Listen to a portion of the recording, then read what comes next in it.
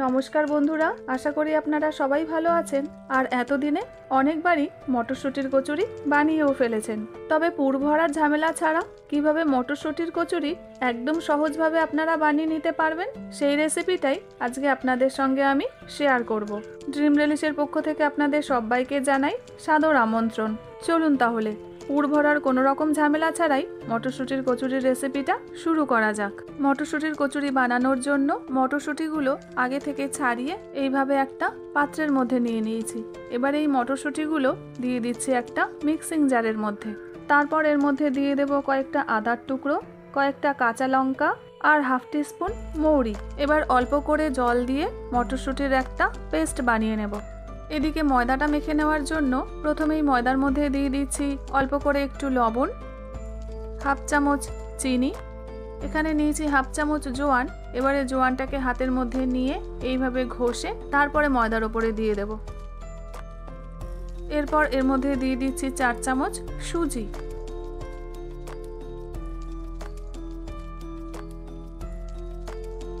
এবার এর মধ্যে দিয়ে দিচ্ছি অল্প করে একটু হিং আর 3 চামচ ঘি। এখানে আমি ঘি দিয়ে ময়ান দিচ্ছি, আপনারা ঘিয়ের পরিবর্তে সাদা তেল দিয়েও ময়ানটা দিয়ে নিতে পারেন। এবার ময়দার সাথে সবকিছু মিশিয়ে ময়ান দিয়ে নেব। দাঁড়ান, এবার আপনাদের দেখাই কড়াইশুঁটির পেস্টটা কেমনভাবে তৈরি করেছি। এই যে দেখুন, এরকম মিহি করে কড়াইশুঁটির পেস্টটা বানিয়ে নিয়েছি। এবার এই সম্পূর্ণ পেস্টটা দিয়ে দেব ময়দার ওপরে, আর তারপরে কড়াইশুঁটির মিশ্রণটা দিয়ে ময়দার সাথে খুব ভালো করে মাখিয়ে নেব। আর কড়াইশুঁটির মিশ্রণটা দিয়ে যখন আপনারা মাখবেন তখন কিন্তু জল দেবেন না, কারণ কড়াইশুঁটির মধ্যে অনেকটাই জল থাকে। তারপরে যখন ভালো করে কড়াইশুঁটি দিয়ে মাখা হয়ে যাবে, তারপরে যতটা জল লাগবে সেই জলটা অল্প অল্প করে দিয়ে নেবেন। এই যে দেখুন, এইভাবে ময়দাটা ভালোভাবে মেখে নিয়েছি। এরপরে অল্প করে একটু সাদা তেল দিয়ে ময়দার ওপরে মাখিয়ে ময়দাটাকে 30 মিনিটের জন্য চাপা দিয়ে রেখে দেব।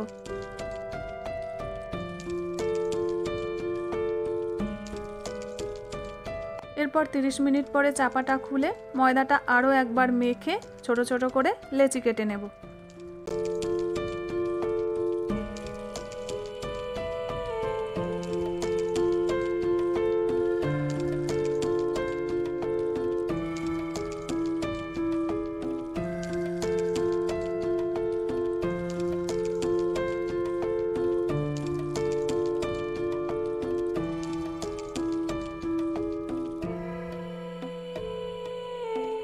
এই যে সব কটা লেচি কাটা হয়ে গেছে। এবার এই লেচিগুলোকে গোল গোল করে পাকিয়ে নেব, যাতে কচুরিগুলো বেলতে সুবিধা হয়।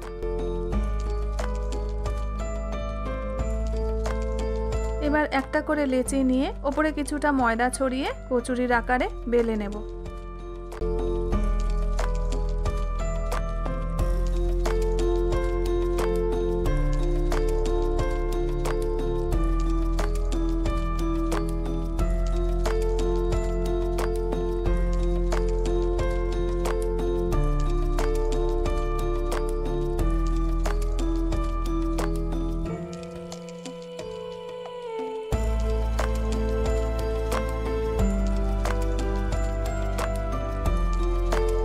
এদিকে কচুরি ভাজার জন্য তেলটা আগে থেকেই গরম করতে দিয়েছিলাম, আর তারপরে কচুরিগুলোকে এইভাবে ভেজে নেব।